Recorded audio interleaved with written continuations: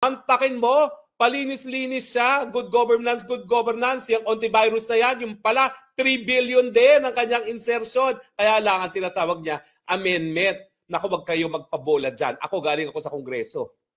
Kapag ang isang proyekto hindi napaloob sa NEP at pinalitan ng mambabatas, yan po ay insertion. Huy, kadiri ka talaga, antivirus, manigas ka!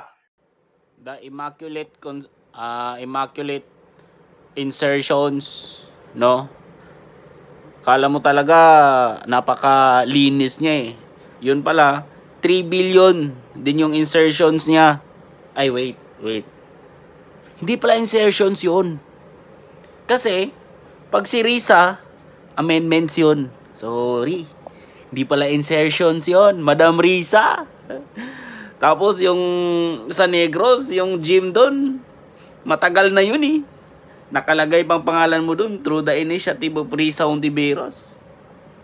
Hindi pa natatapos. Tinubuan na ng damo.